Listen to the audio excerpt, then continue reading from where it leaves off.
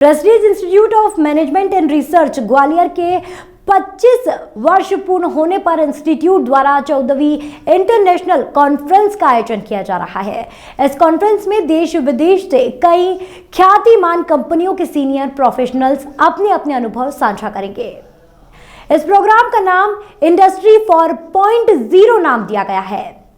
Prestige Institute of Management and Research Gwalior के director Nishant Joshi ने बताया कि इस प्रोग्राम में श्रीलंका, नेपाल, बांग्लादेश एवं अन्य देशों से भी लोग जुड़ेंगे। साथ ही इस पूरी कॉन्फ्रेंस में इंडस्ट्री के इम्प्लीकेशन, मैनेजमेंट और प्रोडक्ट के साथ साथ आने वाले भविष्य के बारे में डिटेल्स में चर्चा होगी, मंथन होगा। ये हमारा सिल्वर जुबली ईयर भी है और कॉन्फ्रेंस स्पेशल है अपने थीम को लेके, जहां हम इंडस्ट्री 4.0 उसके इम्प्लीकेशंस, मैनेजमेंट पे, प्रोडक्ट्स पे, सर्विसेज पे गहन चिंतन करेंगे और इससे काफ़ी लर्निंग होगी रिसर्चर्स को, एकेडमिशियंस को, इवन इंडस्ट्री के लिए भी। देखिए, हमारे इनॉग्रल सेशन के अंदर श्रीलंका, बांग्लादेश, नेपाल से फिज़िकली लोग आ रहे हैं, स्पीकर्स भी हैं। हमें ऑनलाइन यूएस से सीनियर इंडस्ट्री प्रोफेशनल्स ज्वाइन करेंगे और हमारे पास देश की ख्यातिमान कंपनियों के भी सीनियर प्रोफेशनल्स हमें इसमें ज्वाइन करेंगे। Prestige Institute of Management and Research Gwalior के डायरेक्टर निशांत जोशी ने प्रेस कॉन्फ्रेंस में चर्चा करते हुए बताया कि इनॉग्रल में देश विदेश से आने वाले वक्ताओं के अनुभव से लोगों को कभी कुछ सीखने को मिलेगा। पूरे प्रदेश में इस प्रकार का यह पहला आयोजन है जिसमें हर देश से आने वाले लोग अपने अपने देश की करंट इकोनॉमी के बारे में बताएंगे। इस कॉन्फ्रेंस में हमें इकोनॉमिक प्रॉब्लम को फेस करने के लिए अच्छे आइडियाज के साथ अच्छा अनुभव भी देखने को मिलेगा। इस पूरी कॉन्फ्रेंस में कई इवेंट भी रखे गए हैं जिसमें 250 रिसर्चर अपनी बात रखेंगे और लगभग 2500 स्टूडेंट्स को इसका लाभ भी मिलेगा। देखिए आखिर क्या है इंडस्ट्री 4.0 इस बार Prestige Institute of Management and Research Gwalior में। सर, अगर आप ग्वालियर की नहीं हम बात करें, हम पूरे प्रदेश की बात करें तो इस तरीके का फोरम एक स्टेज पे होना अपने आप में गौरव का विषय है।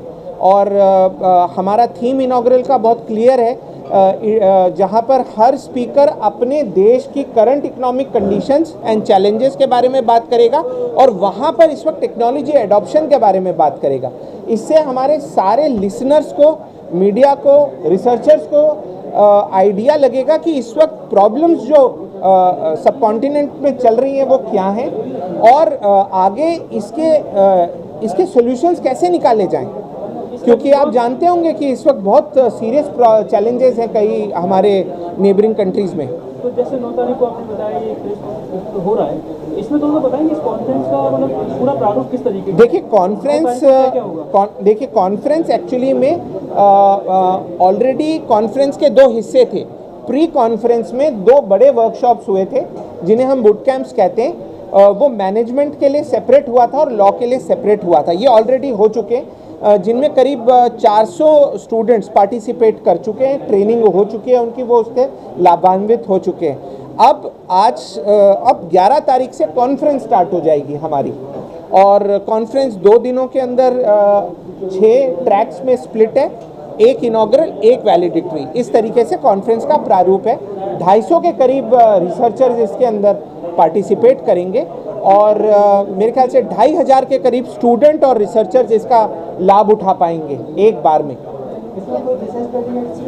जी, हमारे कुछ डेलीगेट्स श्रीलंका से, बांग्लादेश से फिजिकली आ रहे हैं, नेपाल से फिजिकली आ रहे हैं और कोविड के बाद ये पहली बार होगा जब फॉरेन से डेलीगेट्स एक कॉन्फ्रेंस के अंदर पार्टिसिपेशन के लिए आ रहे हैं। तो डीआरडी के वैज्ञानिकों को भी बुलाया? सर, हमने कुछ वैज्ञानिकों को इनवाइट तो किया था, बट आप समझिए उसमें एक सरकारी प्रोसेस होता है जिनसे वो वैज्ञानिक आते हैं। कोई मोटिवेशनल स्पीकर बुलाया क्या आपने? ऑलरेडी एक मोटिवेशनल स्पीकर जो मैंने आपको बताया बूट कैंप में हो चुका है। हमारे साथ एक हिमांशु बुच साहब थे। वो सिर्फ मोटिवेशनल स्पीकर भी नहीं है, वो एक बहुत बड़े और जाने माने ट्रेनर भी हैं। उन्होंने करीब 200 बच्चों के साथ पूरा दिन एक ट्रेनिंग वर्कशॉप कंडक्ट करी है। हुआ है